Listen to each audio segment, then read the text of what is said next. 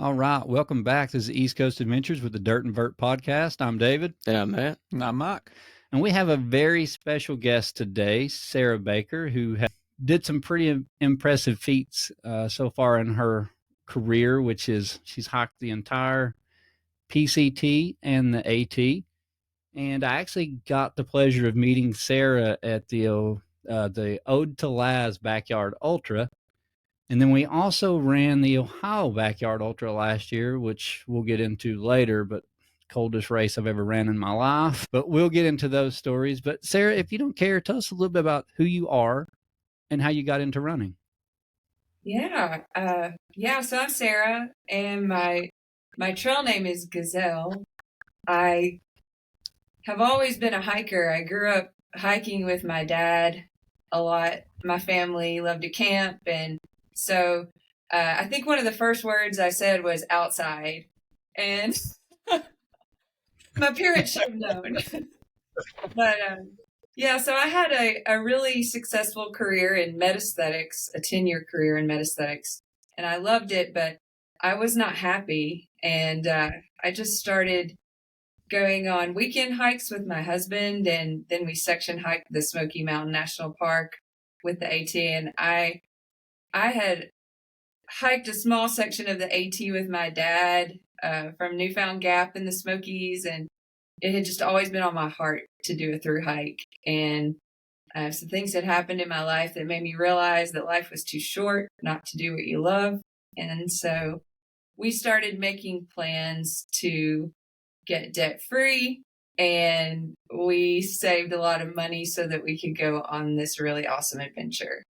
And we planned it for 2020, and we actually started our through. And 2 weeks into our through hike, all of that happened, and it was devastating because we put all of this preparation and effort into it, and then we had to consider getting off trail. And ultimately we did that year because my husband was afraid. No one knew what was happening. So we went home and we just said we'd go back in 21, and we did.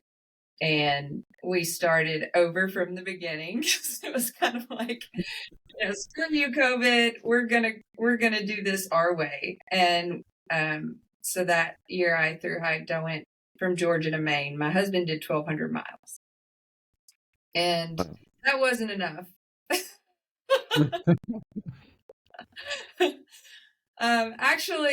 So that wasn't enough. So I started planning another crazy adventure shortly after I got home from the AT. Well, how long did it take you to do your entire through hike of the AT? Total, it was 4 months. Now I did get injured. So I was. I saw this. Yeah, when my husband got off trail in Perrysburg, Virginia, he started supporting me in our vehicle, and now I still carried my pack, and I had made it a point that I wanted to carry all of my gear the whole way to Maine on my first through hike. Mm-hmm. So there is something called slack packing, where someone carries all your gear so you are lighter and you can do more miles. Mm-hmm. But I wanted to keep my backpack the whole way. So even though Jonathan was supporting me, I carried all of my gear. Yeah, so I started doing these huge mile days, like 30s, just 30s back to back to back. And I realized that I had this huge capacity for endurance, and I loved it. And that I just pushed myself, and I pushed myself so far. The day that I broke my elbow, I was in New York. I was close to New York. I was about to get to the border. No, yeah, hold on. Yeah, I was by Nuclear Lake in New York.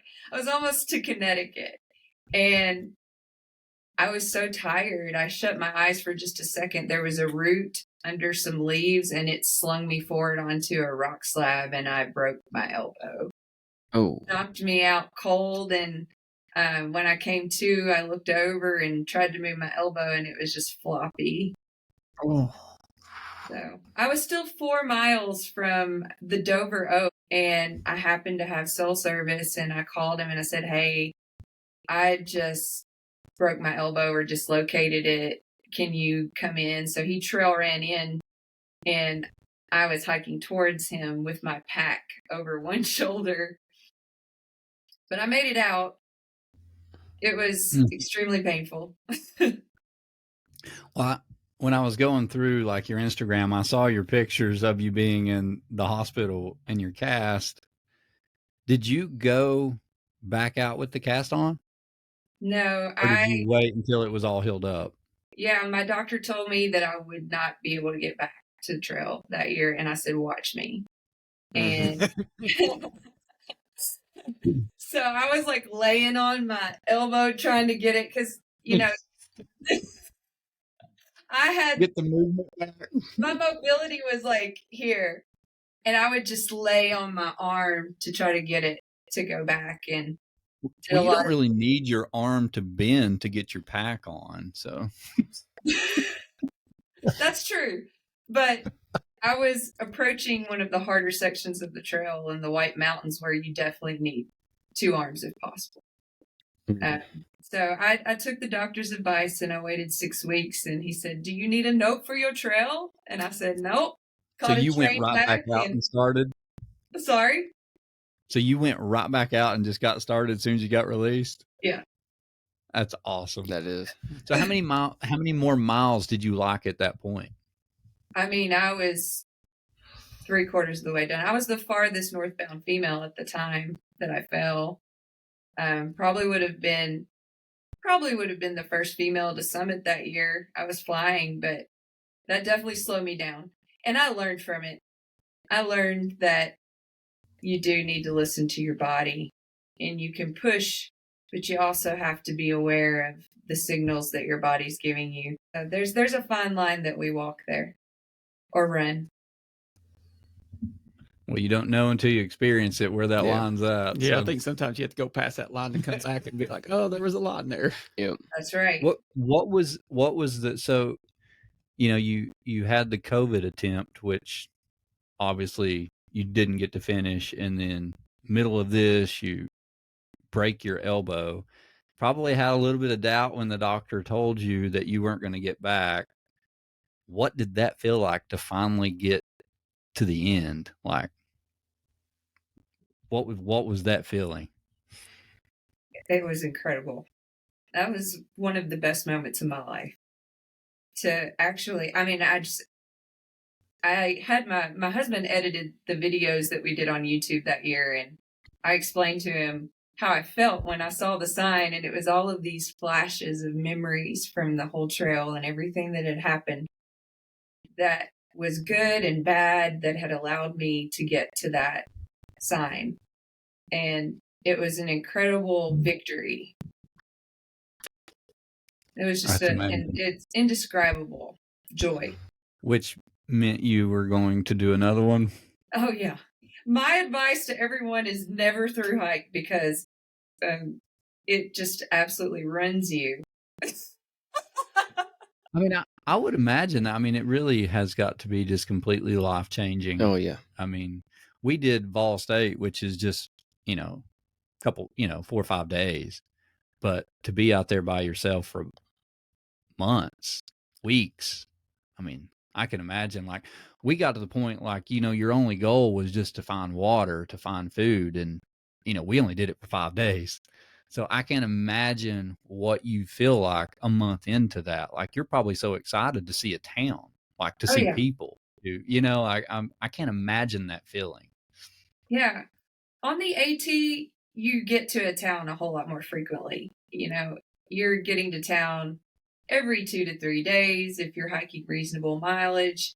On the PCT, it's wilderness, and you might not see a town for a week. And when I started the PCT, it was March 7th. So that's about as early as you can start that trail. And I hit the Sierra, and you couldn't even see the trail. It was still snow covered. So we were relying on our far out navigation app to even follow the trail. And it was so frustrating because we would get off trail multiple times a day and have to reroute back to the trail. It was quite an adventure. And of course, at that time of year, all kinds of, I think I had a 40-pound pack through the Sierra. Oh, wow. And I'm So not, how long did you wait between the Appalachian Trail and the PCT? Was that like your next thing you were already planning? yeah, well, I wasn't really like planning it, but after the AT, I knew I wanted to thru hike again. And so I was like, do I want to do the PCT or the CDT? Definitely the PCT. And so in 2022, I set out on the PCT. So up to this point, like, you're not a runner. You've just really hiked, right? Or have you always ran a little bit? No, I ran track briefly in high school, but I was more of a musical theater girl. And unfortunately, I won't go too much into it, but our track coach just was not good. Ended up getting fired. I think he was like selling drugs or something. And anyway, What a so good job. Take the speed. You can run a 4 minute. Trying to get him to run fetch, like, here, take something. I got something. I think I remember I asked him because I wanted to do hurdles, and he just showed me where they were in the old gym, and he said, figure it out. That sounds like my cross country coach. Sarah's carrying the hurdles up. Yeah. But no, I started running. I started running shortly after. I don't know if this is like something I should say on here. Okay, I'll just be honest. So I am a reformed addict and alcoholic. And when I got sober, I started to do things that I had always wanted to do and things that were in my heart. And the AT had always been in my heart since I was 10 years old. Sorry. No, I love it. You're good. This is real. I love it. My family took a trip to the Smokies, and my dad and I hiked a small section of the AT, and he said, Sarah, these white blazes go all the way from Georgia to Maine. And my eyes got huge.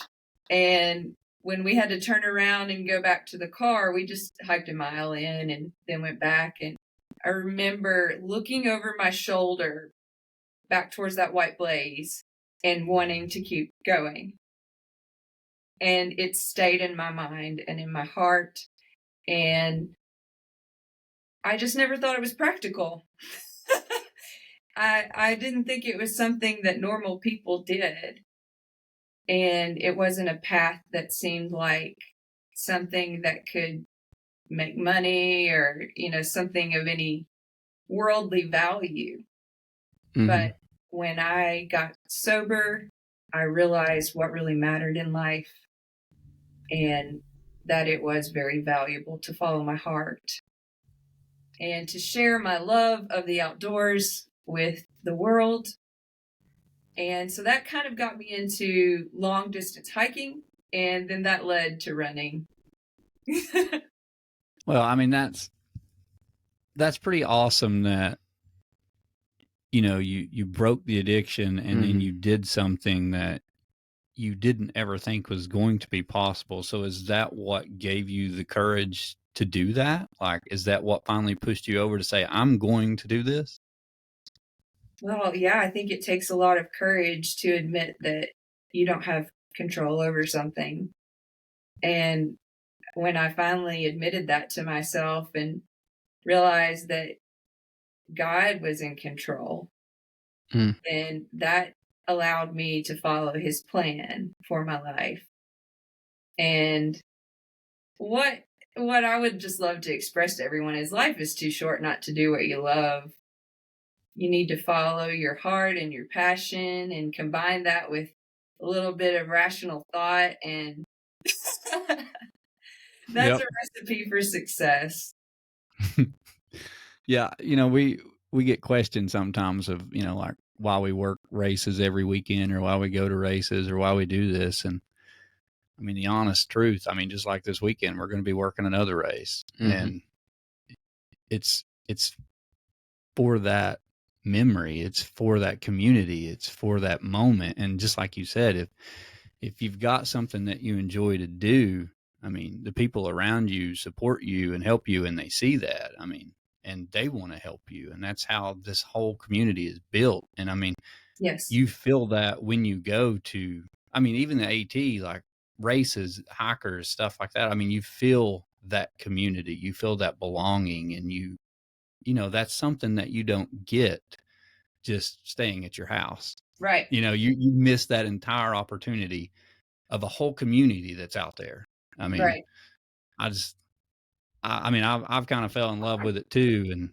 And, you know, we all find it in different ways. So I love your story. I think it's awesome that it started when you were a little kid and you saw those blazes and were like, this is cool.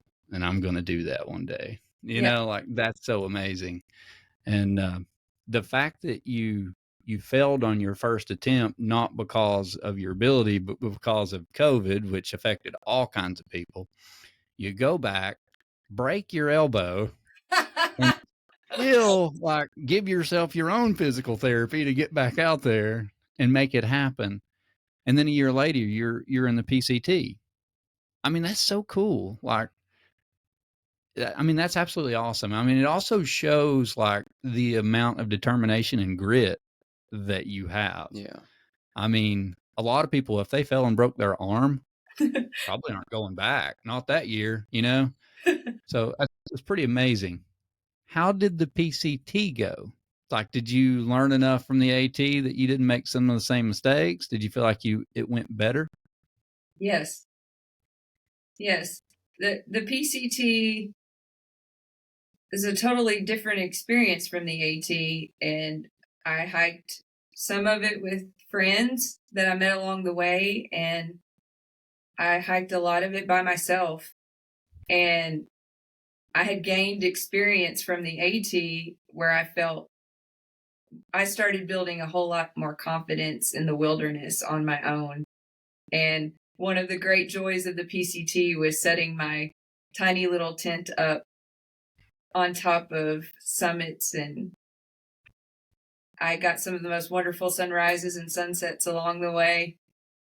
And I learned a lot about myself and my limits. And before Ode to Laz, I actually was hiking with a friend. I love that. And Bubbles got his trail name because he got sunburned in the desert and he had bubbles from the sun. Now that sounds painful. Ew. And also because he's a really fast hiker. And I mean, he hikes effortlessly at 4 miles an hour. And so he was running through all of these bubbles of hikers. So it was twofold how he got his name. Bubbles is a dear friend, and he and I hiked through NorCal and Oregon in an amazing time. We were doing 40s like almost every single day, unless we were going into town. And I did a 60-mile day. Wow. It was a lot of fun. And so, yeah, I did that. And then when we got to Crater Lake, there was still a ton of snow. Actually, in 22, all of northern Oregon, all the way up to the North Cascades, had gotten a record amount of snowfall. And so it was going to be really slow going to get to the border. So I thought, it's time to go home, run a couple weeks, and then taper for Ode to Laz. And so I had this monstrous base built from Mexico to, and this is something I had premeditated. Not where I would stop and go home, but that I wanted to actually build this gigantic base with hiking. And I think there's a lot of people that are kind of understanding this now, that that lower cardio zone is kind of where we build our strength. Mm-hmm. But yeah, the PCT was amazing. And so after that race, I just headed back, and, it wasn't the same because my friend Bubbles wasn't there with me. Did he go on to finish while you were over at the Eau de Laz? He actually got all the way. Oh, wow. So you had planned to stop and then go to Ode to Laz and then come back and finish? Was that so? Okay. Well, I didn't I didn't realize had that. hoped that I would be able to finish.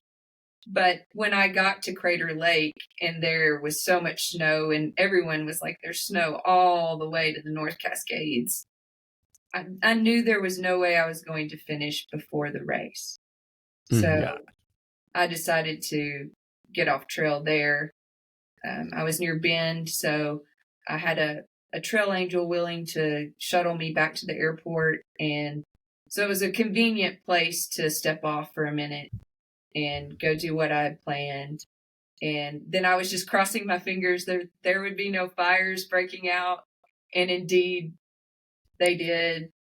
And I actually ended up having to go ahead of where I had gotten off trail by I think it was 90 miles, because a fire broke out the morning that I was leaving my hotel room to go back to the trailhead in the section that I had gotten off trail.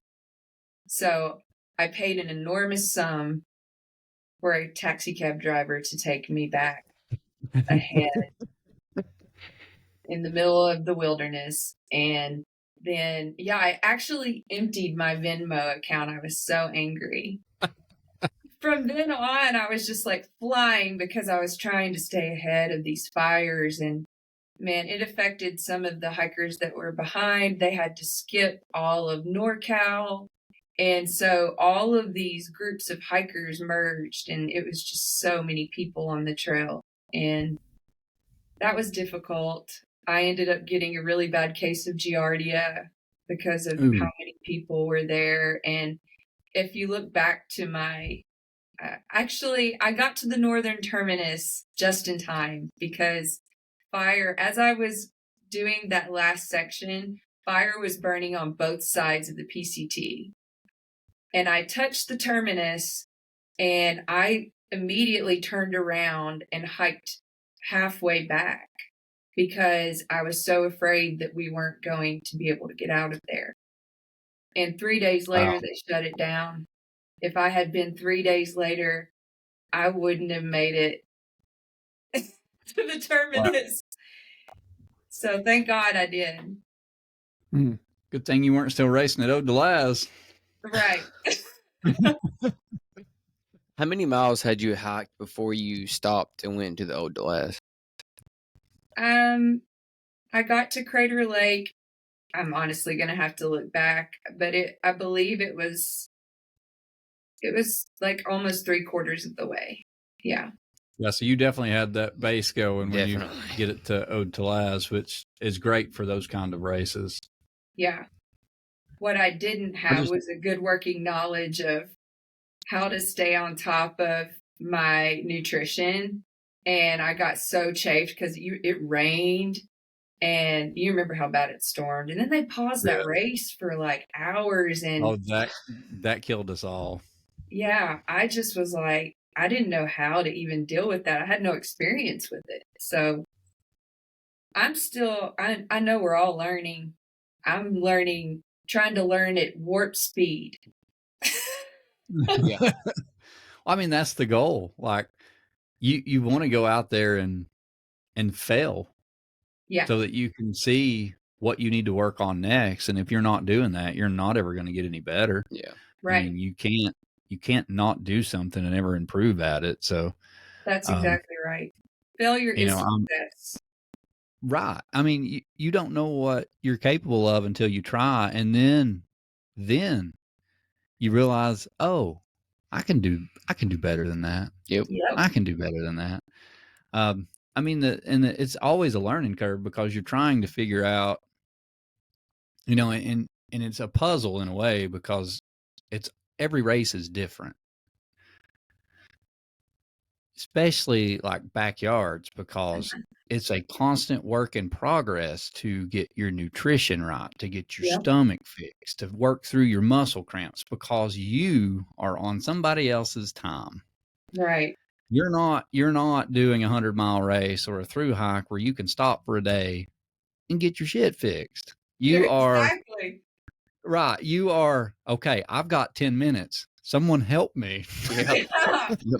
Get your shit fixed is exactly right. It's like last year at Capitol, I decided, this was so unintelligent, but I decided that because have been a thru hiker, that I could just start like shoveling food down from, it felt good. The first few laps I was, and at Capitol, they spoil you. They make aperitif. Like they give you like all of these tapas and smoothies coming in every lap. And I was like, yes, please. Thank you. And it felt great. And I remember telling my husband, Jonathan, I'm eating so well. This is great. I feel amazing. And then around mile 50, I started going number 2 Ooh. every single lap. And it was like a soft serve machine. Oh no. Stop. We call those poop loops. You run just a little faster every lap. Oh, it was awful. And I was so grateful because I think Jennifer Russo gave me some endurance tap with ginger that helped my stomach. So that was really kind of her. And then, yeah, the other runners were like handing me like wet wipes. I was so unprepared for it. Ugh. But you live, you learn. Now I know what to do, and I will never not have what I need going out on the loop.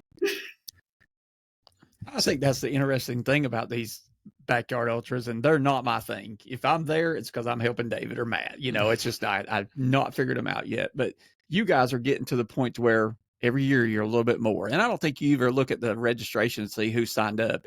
It's not about that at all. You're battling yourself there. You're like, okay, I need to fix this from last time, and every year you guys are just getting further and better and better and better. To where the mileage just, the race doesn't even start till day 2, day 3 now. It used to be, we might be heading home tomorrow or something like that. But now you're like, no, start Saturday. Yeah. We'll start running. We'll start racing Sunday afternoon, maybe. Yeah. People come prepared to like live. Yes. Well, and I heard, I think it might have been Kyle Calvis that was just saying the same thing you said. Kyle Calvis is a beast. Yeah, but he said that Capitol, I think it was him that was telling me, Capitol was like full menu, whatever you want. They'll cook it. They'll fix it. Like you can get anything. And I was like, why have I not ran this race yet? Why? That is what I thought when I went the last year. I was like, why haven't I signed up for this race? Yeah, I'm like, no, Amazing. I chose Ohio Backyard Ultra where it was 8 degrees. Now, oh man, Ohio's, it's so beautiful there. All the stars, it's beautiful there. Yeah, I enjoyed the course and the people, but I cannot handle that weather because I get so hot when I run. I'm a very I can't help it. I generate a lot of heat. I sweat really bad. So every lap I was freezing. Yeah, so was I. Yeah, and I just couldn't get warm. I mean, the two people from Tennessee we couldn't hang on like we were. I had wetted out all my layers, but I was layering just to try to stay warm instead of thinking about my layers. And that was the nail in the coffin. I know I was trying to sit here and remember where I finally recognized, because we were a couple laps in before I even realized that was you running, I believe, because I finally saw the yellow glasses and I'm like, Sarah? Yeah, I was hanging back. What's your PR so far in the Backyard Ultra? 108. 108. What have you learned the most? And which race did you learn the most in? I'm still learning. Which one do you think's went the best for you? Odelaz. Yeah. I've done a lot of mental work though. I had a lot of mental work to do. It's never been about me not being able to continue. It's been about my mind not being able to continue. I can completely understand that. When you get into that place, Mm-hmm. it's hard in those races to pull yourself out sometimes, and especially if you're dealing with stomach issues and you're sore and you don't feel good. Like when your mind starts to finally give in, and you're dealing with something like that, it's really hard because, again, you're on someone else's time. So you just kind of like start melting down. Yeah. I think the important thing is to expose yourself to enough things that you don't want to do in your training so that when that time comes, you can actually tell your mind where to go. Yeah. Yeah. No, you're right. spot on. What do you think? So what do you think helped you the most with being a thru hiker? Now you're becoming a very good and talented trail runner. Obviously, your name is growing in the community and you're doing these backyard ultras. People are seeing what you're doing. What do you think has helped you? Is there aspects of that have carried over? Absolutely. Yeah. And I think I'm starting to go back to my roots more with hiking in my base training. I'm realizing that for me, what works for me to be a better runner, I have to hike more in my base training. Hiking to me is strength. And so there's more than one way to do that. You can go to the gym, and I still go to the gym, but like I also hike a lot with a heavy pack in my base training because that makes me feel bulletproof when I start to get into my running. So yeah, I feel like it's definitely the strongest I've ever felt was at Eau-de-Laz, and I realized that. And so yeah, I changed some things. I was doing some things wrong. I was focusing too much on running and not enough on strength, and strength is super important in running. Yeah, I remember Ode to Laz. You were really strong in that race. You went over 100 miles, and that was your first backyard ultra. And I just remember, I don't know, it was during the day sometime on the first day, and we were all running together for a while. I think it was like Hannah, Carta, Sarah, you, and a couple others, and Hannah and Carta just kept singing. Like they were singing the whole time. And I just remember someone saying, "Oh, David's from Tennessee too, and Sarah's from Tennessee." And I'm like, "Who's Sarah?" And I just remember them, pointing, and I was like, "She's from Tennessee." I was like, "I got to talk to her." And that's why at the finish line, I think they took a picture of me and you They did. As the Tennessee runners or whatever. But I just thought that was really cool. I was like, someone else from Tennessee is in Michigan running this race. I was like, that's so cool. Yeah. And then, you were third place female in that race, or was you first place female? First, you were third at Capitol. Right. So that's pretty awesome. Your very first backyard ultra, like your big official one, you killed it. So, what is Trail of Fears? I was going to ask you this. Me and Matt saw this race earlier, and we saw it and we were talking about it. I haven't heard of that. Jackson, Tennessee. Yeah. So Jackson, Tennessee is our old hometown, and that race is awesome.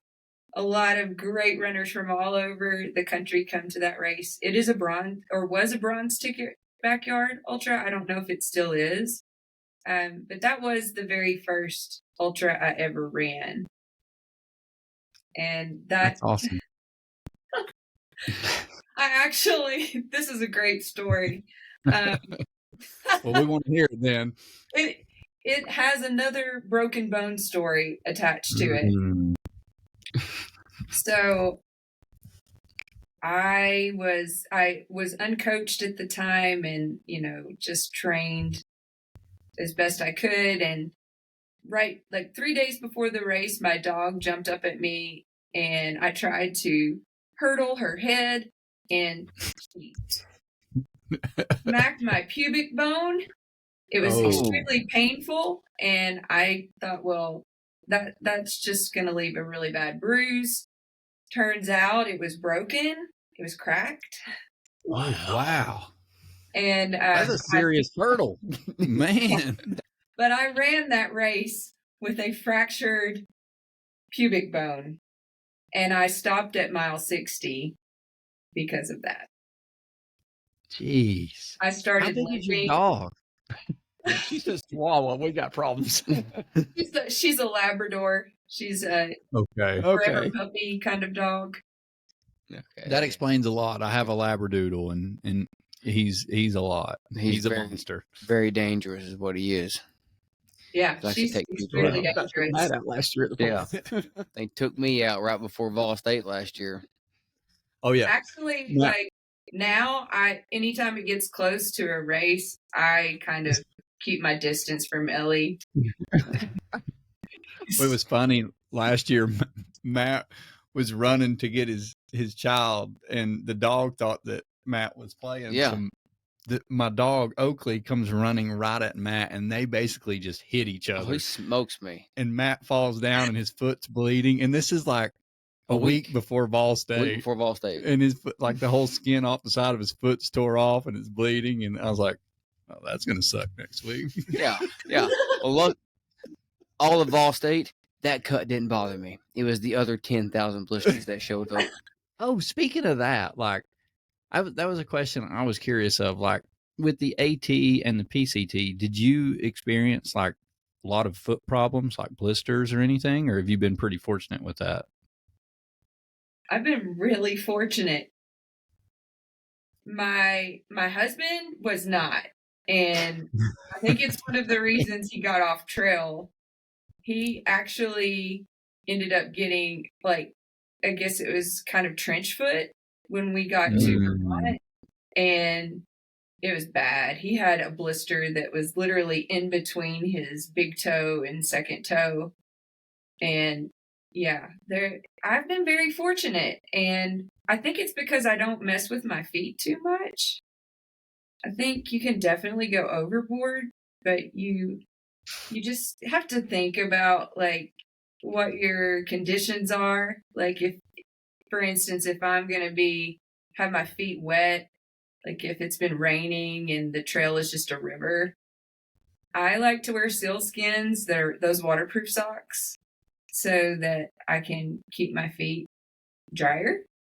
And so it's just like thinking about those things, airing your feet out during the day or when you get a chance. That it's harder in a backyard, to do those kinds of things. But I think I see a lot of people in backyards that change their socks all the time. I don't change my socks that much. Do you? I change my socks about once a day. Yeah. That's about it. Yeah. Mm-hmm. But I usually put salty britches between my toes. Yep. So I'll do that, but What I don't is change my salty socks. britches? Oh, we're gonna have to mail you a tube of this stuff. We'll mail you some. It is an anti-chafing ointment. Mm-hmm. Oh, And so like it is squirrel's nut butter. times 10. Yeah. Times Okay. 10. We're going to say This Yeah, stuff will last for hours. Like Days. Yeah. It's the only time I've ever had like salty britches not work like as long as normal was at Vol State. Yep. We went through a ton of it there, but that's a much different that was a race. learning. Like, I don't know. I definitely don't want to blame Sam. No, that was like. But most of the time, if you're running a 50-mile race, you can put salty britches on one time and you don't have to worry about it ever again. Yeah. When I'm doing a backyard ultra, I put it on morning and night, and that's it. Yep. Nice. And I only do it morning and night because that's when I change clothes. Yeah. So I did Georgia Jewel. I put it on my feet when we started. 30 hours later, no blisters. Nothing. It's pretty awesome. We'll have to send you a tube so you can try it. Yeah. The owner's awesome. She Amy's started awesome. the business. It's a local, small family owned business. It's really cool. I love the name.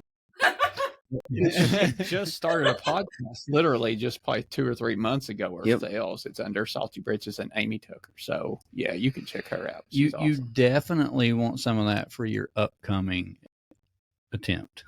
Oh yeah. Yes. Yeah. Because salty britches definitely happened in Eau de Laz, and that is the most painful thing I've ever experienced. I can vouch. No, we're gonna send you a tube just so you can try it. Salty Britches actually sponsors our events and East Coast Adventures, so we'll hook you up with a tube and let you try it out. Right on. So, going on to that now. So, what is next? What have you got planned? Yeah, this year, those backyards, and I'm gonna also go after the AT record. You see her face light up when she says that. I love it. She's like, those backyards, and then she's starting to say it, and then smile comes out. So you're gonna do Ohio Backyard Ultra, then you're gonna do Capital, and then you're going after the FKT on the AT. Yeah, that's definitely happening this year. In which direction are you going to go? Northbound. And have you already, I'm just listening to you talk about all your other hikes that you've already planned. I would imagine it's FKTs times 10, but when did you start prepping for this, and when did you start training for this? I feel like I've been training for it since I did my through hike of the AT. And, so I read Jennifer Farr Davis's accounts of her through hikes and her record attempts, and was inspired and decided that it was something that I really, really felt called to do. And so I started planning. And I feel like all of what I have done has been preparing me for what my A goal is, and that is the record. Sarah, what is the record? What is the record right now, Sarah? It's held by Carol Sabat. Now, there's different records. So there's the overall record, which is held by a gentleman, Carol Sabat from Belgium, and I believe his record is 41 days. We'll get the exact time, but yeah, so that ends up being about 53 miles a day to best that record. And then the women's record is still held by Jennifer Farr Davis. And what's your goal? My goal is to set a record. Love it. Yeah. There you go. One crazy question on that. How do you handle in this particular situation setting that daily mileage? And I've done the Tennessee part of the AT, and we always kind of joke about day hikers. I don't know if they still do that or whatnot, but we always just, when you're out there for a long time, day hikers, you always tell they smell fresh, etc. How are you going to handle? How do you handle going past them and not stopping, or the questions or anything like that? Is that a thing anymore? Where how you're going to handle your time and be efficient with your time trying to set this record? Yeah. I don't think it hurts to stop for a minute to talk to someone. You do have to be mindful of your time, but I think it's good to stop and talk to others, and that makes your day even better. It does. I was lucky enough to meet Scott Jurek on his southbound attempt on my 21 through hike, and he stopped and took a picture with me, and so I think that's a good way to be. You shouldn't ever be so hyper focused on your record that you don't have time to say hello to someone. Awesome. Yeah, you're definitely right though. You got to be mindful of it, because I mean, now if it's a whole herd of people and they're just like, they won't let you go, you gotta say, hey, I'm trying to set a record here. Yeah. So do you have any planned training runs or overnight stays to prepare for this, or are you just rolling with it? Yeah, so I actually am so blessed that Warren Doyle, the legend Warren Doyle, is going to support me on this venture, and he's been my mentor for the past year, and I am about to go on my third training hike with him this next week, and we're going to be traveling 50 to 60 miles a day here in the southern section of the trail. Well, he's very knowledgeable of that. I mean, he's helped a lot of people over the Yes. years. So you're Yeah. you're doing it the right way. So you're going with him, like he's going to help you like navigate some of that. Well, he's going to be meeting me at road crossings. So all of my gear, my food will be in the back of his vehicle. And I'm also going to have some of my family come and help too. My dad, my husband, and then my friend Bubbles from the PCT is going to help pace me. Awesome. So, yeah, I'm super excited. It's going to be You know me and Mary's going to end up having to come. Yeah, I might pace go you catch for it that. up there in the Tennessee part of it easily. Yes, please. I would love for you guys to come out and help. That would be amazing. When's the official date? Like, when are you wanting to try to start? Yeah, we're looking at the end of June, early July. I love it. That's so awesome. It's exciting. You did. Now, It's is there anybody else that's going after the record with you, or that you know of that's chasing the same record this year? Yes, my friend Tara Dower, she's going to be headed southbound. And I believe she's going southbound in August after she runs Hard Rock. But I'm not 100% on her plans. But I do know that she's going to be chasing the overall record southbound. And So y'all are going to cross paths at some point. That's pretty cool. yeah, we'll be like high-fiving. So Tara is the one that has the Benton McKay overall FKT.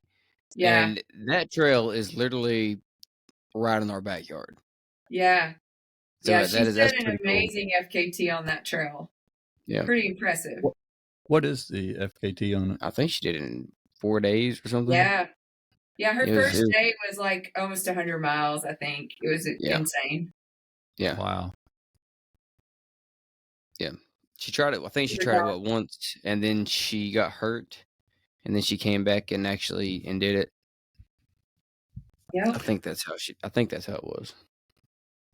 So tell us about your gear. Like, what are you planning on taking with you? What's preparation look like? Other than salty britches, what else you taking with you? I mean, the most important pieces of gear to me are my crew, my shoes, and my food. Oh man, let's talk about shoes. How many pair of shoes and stuff are you going to take? Like, I've heard people take like 5-6 pair of shoes because they never dry out up there. I don't know what's your thoughts on that. Yeah, I'm gonna have different kinds of shoes that I've trained in for different situations. It really narrowing this down, the details. I like it. Yeah, she's not letting too much, guys. she's not letting out any information. She's like, nope. No. See, I'm doing this, keeping it secret. So are you guys I will say this. I'm a huge fan of the Topo Ultra Venture. I love that shoe for long distance hiking and running. It's not super fancy, but it's super comfortable. It's got a big toe box too. Yeah, great toe box. Yes. I'm taking it that's the shoe of choice then. It's one of them. Sir, do you hit shelters along this? Have you planned your mileage out along shelters? Or you just kind of winging it and just throwing something out wherever you can? So shelter for me will be a road crossing most of the time. Okay. And we will be car camping. Gotcha. So I mean, that's how most people do it on the run, I would imagine. Yeah, because shelters, you got to make the reservations, all that stuff. Matt looking for the questions. Yep, popped up on Instagram. So yeah, I might actually stay at a lean-to or a shelter. You know, if it just is where I have to like carry my tent in. You know, that's the situation you run across is that you'll have to actually carry your gear in to spend the night if you're wanting to get a few extra miles in past the road crossing. So there might be a scenario where I have to do that. Man, how do you even like mentally prepare for this? That's the part I'm sitting here thinking about, like knowing that you're going to be running for the next and hiking for the next 40 days once you start. Like you don't have time to really like rest. Like No. if you do, you're going to have to make it up. Like you can't take a have a 12-hour 0 day. nap Yeah. without realizing that you've No, got your 12-hour nap mileage. a 12-hour nap would probably end your record attempt. Yeah. Yeah. So Yeah, what's it's been your process there? Like how are you dealing with that and planning for that? exposure to the outer limits of my endurance methodically. So the more times that I come in contact with that outer limit, the more comfortable I get with it. And I'll give you an example. So the very first training hike I went on with Warren, we started from Springer, and I was determined to hang on to Carol Save's pace. Now, I had never hiked a 50-mile day on the AT at this point, and it was a wake-up call.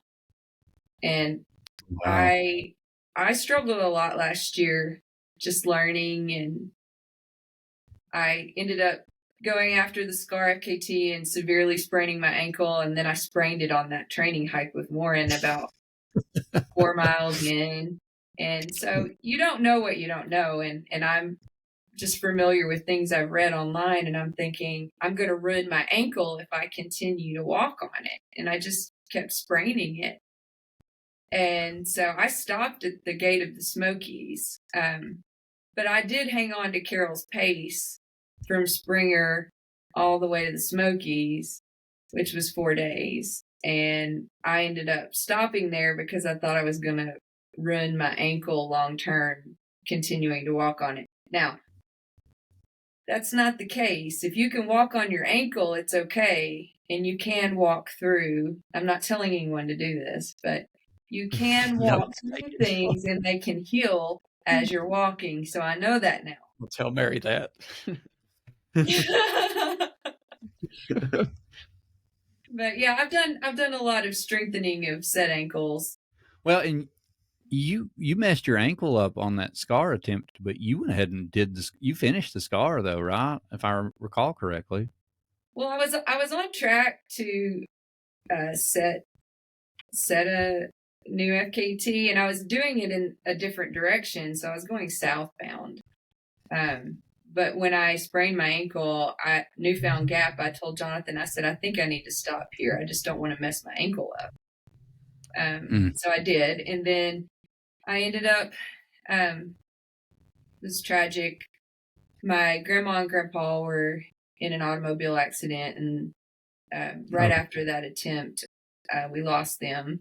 And it was heartbreaking. And I just kept pushing myself through all of that grief and didn't really give myself time to recover. And so I ended up just saying, I'm gonna hike the SCAR. And I did. I hiked it in under 24 hours, as a middle finger to the whole thing. And yeah, I mean, that's pretty impressive in itself right there to hike that SCAR in 24 hours. So it was a lot. I bet you were glad that was over though. Yeah. I definitely learned a lot from it, and I learned that it's better to take some time off sometimes. Do you think the backyard format helps you with this attempt? Is that why you've signed up for those? Or is it just you just like the backyards?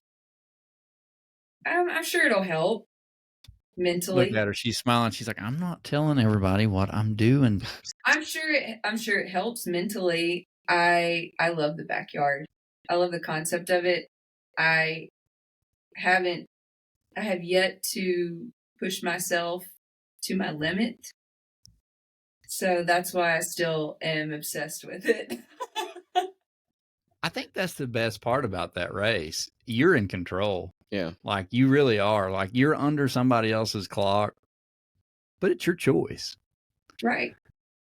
And I think that's why I'm still drawn to it. Like, I try to do one every year, Yeah. regardless. Like, I try to do one every year. And, you know, I still haven't. That very first Ode to Laz, I'd done Kentucky Last Soul Standing before that, but that very first Ode to Laz the year before you is still my PR. I've never beaten that PR in these other ones I've done. So hoping beat it this year, but we'll see. So hopefully you get a new PR this year too. We can do it. Just don't eat everything that Capital cooks you. No more smoothies. Yeah. You know what's ironic about that is we actually brought our own little camp toilet because I and my husband Jonathan had like set up a partition where I'd have privacy and everything. We were dumping kitty litter in there, and I was just thinking it would be nice to have my own toilet in my tent so that I could avoid lines at the, because at Ohio there were lines at the porta potties. Oh, yeah. And I almost missed a lap because of it. So yeah, I'm really glad that I had that tiny toilet because of the situation that occurred. Yeah, that worked to your advantage. Is It- it like one of those little bitty like Square? toilets? Yeah. Yeah. I know what they kind of look like the little I kitty don't know toilets if I've that ever people thought at carry any around. time about putting a toilet in Look at any me. I'm telling all my secrets. Now everybody's going to have their own porta see, potty. you could put up one of them little dressing pop-ups and put your little toilet in there, and you got your own stall. You're Get ready your to own go. bathroom. Exactly. Oh, I guess we'll be going to Walmart picking us up one. Well, Sarah, oh. we're just so excited that you talked about that on here, and we can't wait to see what you do. And Yeah. we'll definitely, try to make it out there when you start this attempt. I know me and Mary will definitely try to come run with you some. So you don't have much time to miss her after a couple of days going through Tennessee. Well, much as Mary likes Virginia, I'm sure we'll find a way to get there. But and good luck at the backyards. I think it's pretty awesome that you're going to try to do those in the middle of training for all this. But it's so exciting to see, and I love the fact that you're going after this FKT. I think it's awesome. Yeah, I think it's awesome. We've got some listener questions real quick we would like to ask you. So Matt's got to get the list pulled up. Ain't got to find them without Instagram locking me up again. Yeah, so let's see if Matt can do it without playing some music over here. Okay. Scaring us, but We're going through the question that people were tagging us and stuff. I'm not going to tell you who that was, but it's one But of our race members. while Matt's getting the first couple questions pulled up, we asked this same question to everybody. It's one of our questions we ask, and we just like to see, what everybody's different answers are. But, why do you run? And I guess for you, like, why do you run and why do you hike? You've kind of explained this a little bit in the beginning, but what keeps you going? Like when things are so hard and you don't want to really go forward anymore, like what's your motivation? Why do you keep going? Running is joy to me, and it does keep me sane. It makes me a better person. And the only time I don't want to run is, the only time it's difficult to run is when I reach those outer limits, but that's when the fun starts, right? Yeah. That's when you learn the most. Yeah, that's when you figure it out. Yeah. So I can honestly say that I've got to experience that a lot more this year to really reach that outer limit, because I feel like I have scratched the surface of that. I feel like there's a lot more to figure out, and I definitely have a lot more to learn. I feel like you're about to dig a hole and find that. You're going to live in the pain cave for a little while, so you'll probably get to explore a lot of that. Yeah. but that's only helped you mentally prepare for that. What do you think has been, up to this point, what has been the hardest mentally challenging piece that you've done? Hiking, running. What do you think has been the hardest you've done? Definitely these jaunts out with Warren on the AT. Holding on. Basically, I would just call it holding on for dear life. Is what a record is. Does that scare you? Oh yeah, it's thrilling and scary and fascinating. I actually really enjoy it. And once I got past the rawness of the first few days, I could definitely see how the body can adapt. I truly love the fact that you smile when you said that, like you truly do, like, love learning that, and I can see that. So, I mean, that's awesome, and that's kind of like what you've got to have. You've got to have that kind of mentality to be able to want to do that. To know that there's a very good chance that you're going to fail and you're going to hurt, but at the same time, there's a chance that you can do it and that you can fight through it. And if you hold on just long enough, you're going to do something pretty damn amazing. Right. Absolutely. Well, Matt, I'm going to turn it over to you, sir. Okay. We got some listener questions. We're just going to warn you, there's no telling what questions you're going to get right now. Hey, we got these are pretty good. I mean, I think most people got the questions, or when I posted her questions, they understood. How many trails have you through hiked? 2. 2? Just AT and the PCT? Yeah. Out of all the trails you've ran, what has been your favorite? The AT. Okay. Why the AT? It's in my heart. It's my first love. And I live a mile from from the AT now. I actually moved to Roan Mountain Roan Mountain is such a special place, and when I did my thru hike, it stayed with me. And after my thru hike, it was literally a week later, I made a point to come back to Roan Mountain and climb to the top of Hump Mountain and camp out on top of it because I wanted to catch a sunset. So it's always been special to me since my thru hike, and we decided to move here. We moved here because we love it, but also so I could train on the AT. So I've literally spent over a year training on the trail. Oh yeah, you're all in. She's Love in it. for it. If you got to see, would you rather race events or would you rather do through hikes on different trails? Both. Yeah, I love it. I love it. So I have not. Yeah, why do you have to choose, right? I feel like I've yet to explore the speedy portions of races, and I definitely want to explore that because I'm actually not always slow. Well, and I say that because, considering an FKT on the AT is not like a super fast pace like you would race, but because it's mountainous, it is a pretty fast speed. But I definitely would like to try my hand at some faster pace things. You know what? Like, what? At some point, and maybe you've thought about this, but at some point, like, you should try Cruel Jewel. Yeah. You would crush that race, like, because it's so much elevation and so much hiking. I mean, you should look it up at some point like that. I think you would, like, if you ever want to do like a point to point 100 miler, and it's in Georgia.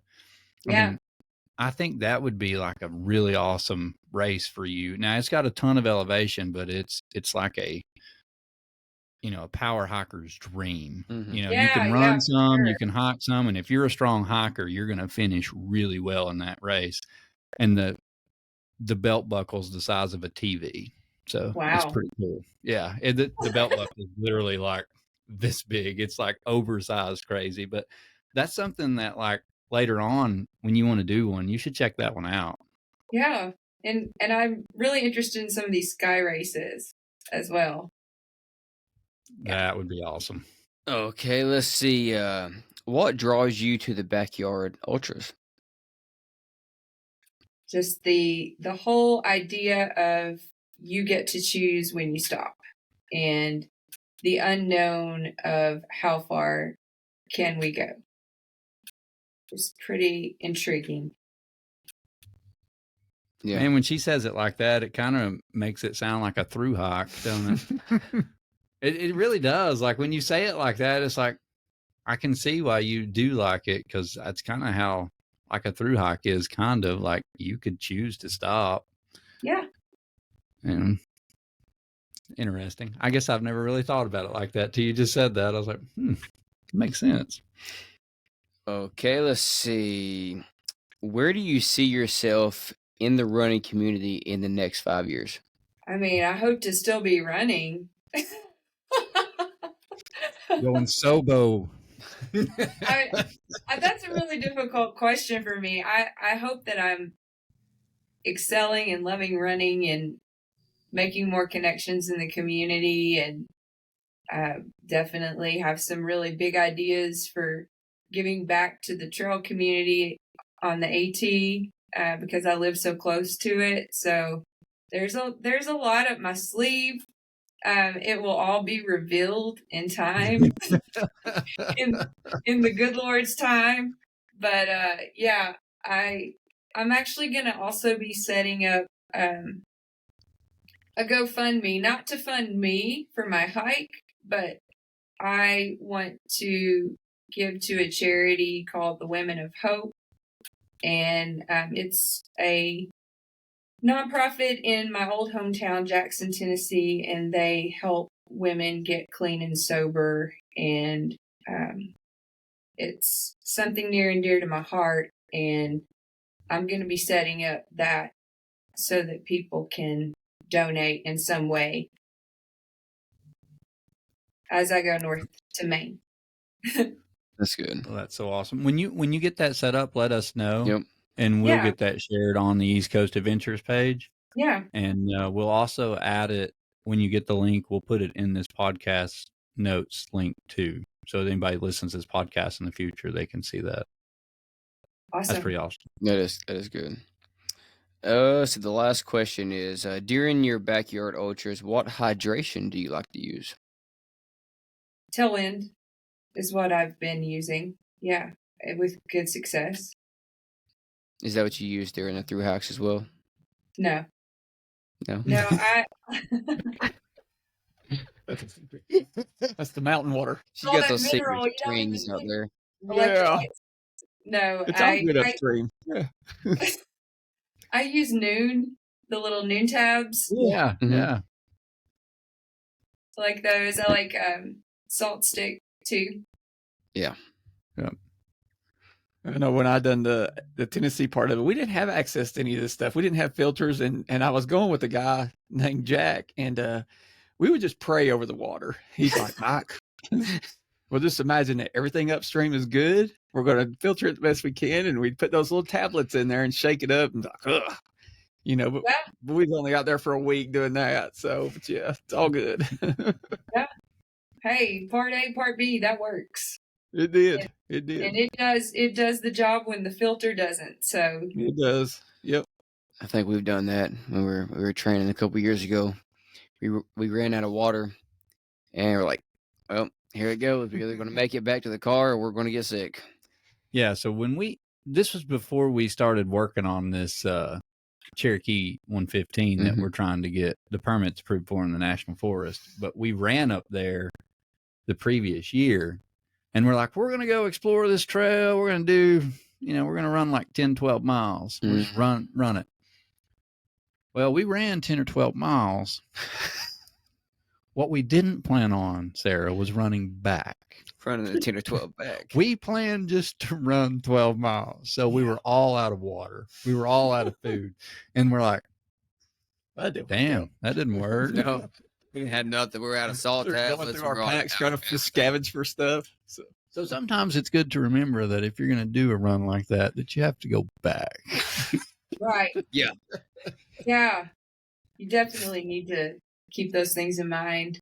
Yeah, we didn't even think We did last year when we started going back up there and different sections. Me and Dave were like, "Hey, don't forget your filter this time, because don't forget it." And we didn't. We had it. Well, I did. Mary was sweet enough that she got me a filter Yeah, 'cause to add to my bottle. I'd completely forgot. I told Mary when we do our calls, I'm like, "Hey, we're doing this." I said, "I'm taking my filter." I don't think David has one. I'm like, I don't think he does either. And then she got him. So I have one last question. The guys may have a few more too, but one last question for me is, knowing that you're going for this FKT, did you automatically change your training? Like, have you shifted everything over to just focus on this, or have you always done the same thing? I think that for me, just learning to run in the mountains has been what I've been focusing on. Prior to living here, I ran trails that were, hilly, but a lot of the terrain was a lot flatter. And I've had to learn some balance in my training. It's not practical to always train in verti terrain.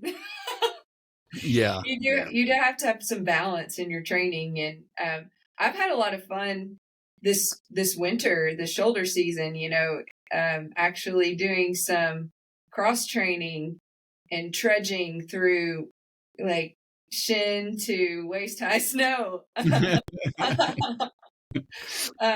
So yeah, I'm all about like changing it up too and exploring other avenues in my training besides trail running. Yeah, I've learned just like trial and error, and 2023 was very much trial and error for me, and it's different for everybody. But if I don't do yoga and strength training, you might as well forget my running. Right. I had so many issues last year, and I've finally gotten back to strength training, back to yoga, and I'm finally like back to what I feel like I should be. But man, when I quit all that, it doesn't take long. Like if you become complacent and like all you do is focus on running, and I'm not saying complacent like you're not doing anything. I mean like you think you're going to be a better runner by running every day, and that's all you do is run. That doesn't really help you. You've got to kind of put it all together. And for me, I quit doing yoga, and I was just doing a little bit of strength training and a lot of running. It didn't work. And now I know everybody's slightly different. I mean, it's kind of like a pair of shoes. Not everybody likes the same pair of shoes, but you got to kind of put together the package. You can't just focus on one thing, or you might get hurt. And right. I would imagine the cross training is helping you tremendously in the vert. Yeah. So, and probably recovery as well. Yeah. I've been squatting 200 pounds in my base training. So. That's pretty impressive. I think she might out squat me. Nah. That is awesome though. Like that's only going to help you so much in this FKT attempt. That muscle mass is going to be tremendous for your recovery. I honestly don't know what I'm doing in a lot of respects. I'm doing a lot of Google research and, trying to navigate all of that and put it together. And I think I've finally found what works for me as far as like really building that strong base and lifting heavy. There's a lot of science to back that up. And it definitely has made a huge difference in the way running feels. And I haven't had, I probably shouldn't say that, but this training block has gone extremely well. Yeah, it's gone really well. So I'm super pleased. Oh, that's awesome. Grateful. Well, hopefully that will translate into an awesome experience at Ohio. I hope so. Because you're going to get, I mean, that little race has, I shouldn't say little race, that race has quite a bit of, elevation once you get to 100 miles. I mean, it slowly builds. What? Holy moly. That course is hilly. Yes. It is deceptively hilly.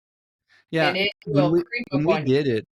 When we did it, I didn't think that it was going to be as bad as Ode, because Ode has the stairway to heaven there that is like, but Ohio felt about the same to me in the end. It has a few hills. So it does. I was like, wow, I didn't realize it was going to be that much.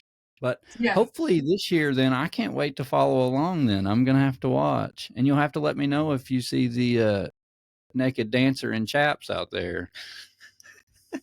I will. I'll be keeping my eye out.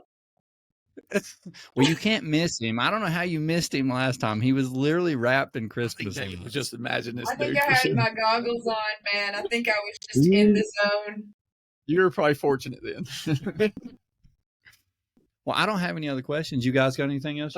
Sarah, I'll say this. You are probably, for what you're doing, what you're about to face, I think you're the most cheeriest, smiling. I think you either have a heck of a poker face or I really don't think it's that. I think you're just all out 100% love what you're doing. And I think we love that about you, is that you are just, you can just see it. I mean, I know if you're listening to this and you're not watching the video, she smiled for an hour and 20 minutes now straight, guys. I mean, she loves this and she's invested in it 110%. Yeah. Thank you for that. Well, she smiles until you ask her specific. Then it's poker face. Yep. Well, Sarah, do you have any questions for us? Oh, I'm sure I could question you about and pick your brain about all of your experience in ultras. I mean, all of you. So yeah, I'm sure we can have some great conversation after the podcast. Where have you all learned the most in your journeys? That's good. I learned a lot in Vol State. Don't do that again. I think I know for me in Vol State, because that was our longest, and I know you're doing something more epic than that, but for me, being with David was just like, we were just back and forth feeding off each other, that breakdown and not broke down and so forth like that. And even when we would be down, and it's so cool, we'd get online for a minute and see Matt all cheery, and so that just built us up. So to me, it's a combo of all of us, because we were fortunate to be able to run a race with your friends. Yeah. That we run 3 different things in our lives right now. And to be able to do that for once in our lifetime, to be able to break away from paying the bills and your family and so forth like that, to me, that I learned a lot that we didn't quit. None of us quit. We all went through 3 different adventures, 3 different problems, and we all had horrible foot problems. Most of us did and everything, but that to me is where I learned the most about my running. So I can't imagine taking 5 days and you're just going to magnify that. Yeah. And I would love to sit down and have another podcast or something where you just pick and throw us stuff that you learned off of, however long it takes you. So that's to me. I mean, I ramble on, but these guys, I fed a lot off them. Yeah, I would say the most I learned was probably in 2022. And it all happened by accident, where I ended up signing up for like 4 or 5 races in like 7 or 8 weeks. Because I did Georgia Jewel 100, No Business 100. I did Dirt Circuit 12 hour. I did 70 miles there. I did a relay that someone talked me into. Hey, you won that race. That we won it. Yeah, and I podiumed almost all of these races. Nice. And then finished with Blood Rock in Alabama, which is a David Tosh race, and it had 22,000 feet elevation gain. And that whole series taught me all kinds of things about myself. I learned a lot. Everybody learns something in your very first race. Mm-hmm. You learn something in your very first long race. But you learn something about yourself when you have to keep going multiple times and knowing that a week later you got to do this again, and a week later or 2 weeks later you got to do this again, and knowing that what was really interesting for me through this whole cycle was that the first one I wasn't like concerned, but I was a little anxious about like how things were going to go. And that was Georgia Jewel. And that was starting off the whole season, like of this run, of these runs.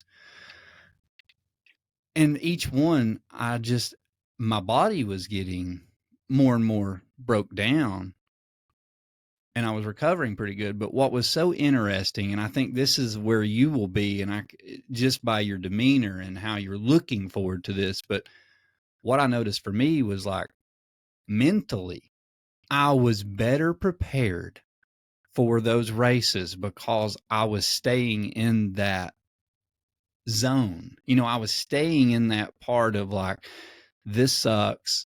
I know it's going to suck. I've got to do it. This is my job, and then like that kind of went away to like, all right, we got to do this. Let's go do it. And it just became like that first race. Once I got through it, it was like I started looking more forward to running those. And it was almost like you condition yourself to get mentally prepared for that next one and that next one. And that was kind of how Vol State went this kind of the same way. If you think about like how you got multiple days, some days got really bad, but then there towards the end, my days started getting much better. Right. Mike's last day or two, his was much better. We started putting on more miles, and that goes back to that whole comment of like, and I truly believe this, and it's you're literally just failing. Like no matter what you do, like if you're doing something, you're trying to do something great, your chances of failure are extremely high. Right. But damn it, if you can just hold on just long enough to figure out what you're doing to survive, then you're going to do something pretty amazing. And Right. even if you don't break the record, you're still going to do something pretty amazing for yourself. Mm-hmm. But if you don't fight back with everything you've got at that point, all you have is regret. That's right. And that was the thing that I took the most out of that stint of races. And it was, things are going to hurt. Things are going to suck. I'm going to be in the pain cave. But at the end of the day, I just got to fight and hold on as long as I can until I figure it out. And that was probably the best thing I learned from all of that. And you wouldn't think that's a lot, but until you truly feel that, you don't understand it.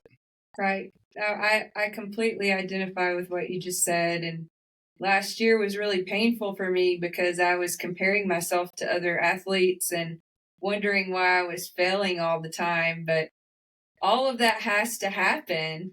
And, I realize that I have a lot to learn. And I always will have a lot to learn if I want to be good at what I'm doing. And that's the beauty of running, is that you never get it. And we're always learning. And the thing that I keep coming back to is that anyone that has ever done anything great has always failed immensely to get there. And so, yes, to echo what you just said, that's how I feel as well.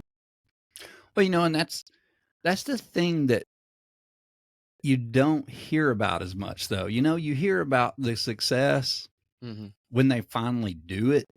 Yeah. But you don't hear about the 38 attempts that they tried before, or the 7 months they spent training for it, or, everything they sacrificed to do this, or, and that's the thing is like you step back and you think, how bad did I want it?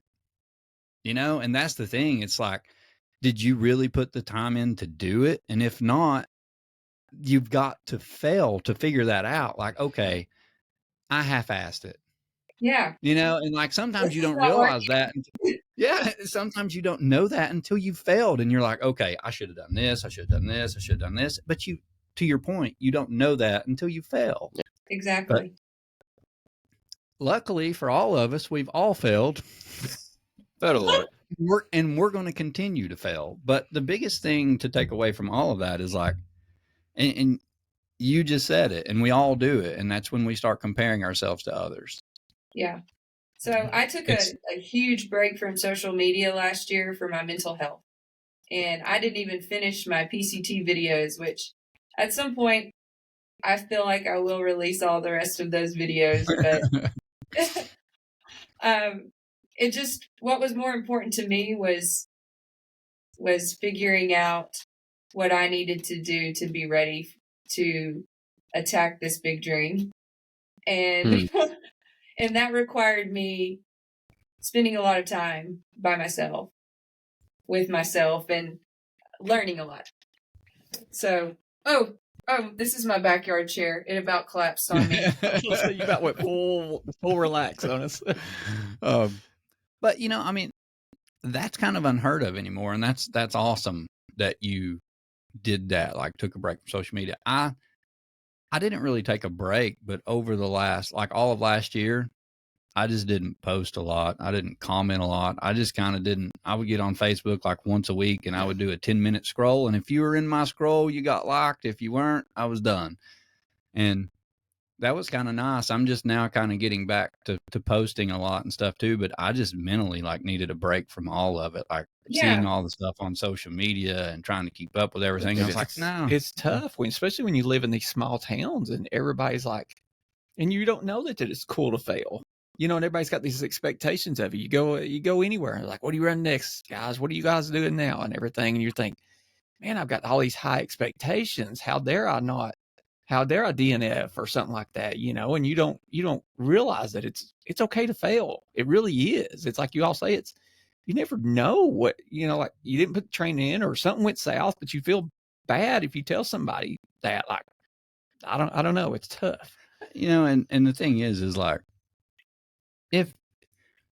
if people are judging you because you failed or you DNF, more than likely that person's probably never attempted it.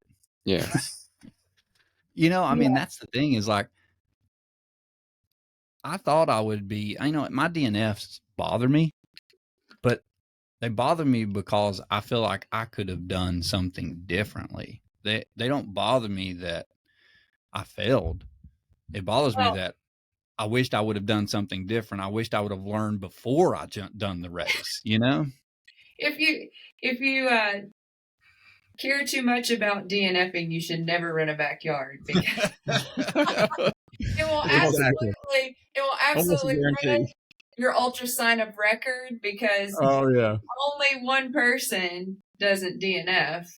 And I think some of them have started to not do it that way anymore, because a lot of people were not running the races because they didn't want that DNF on their report card. But, you know.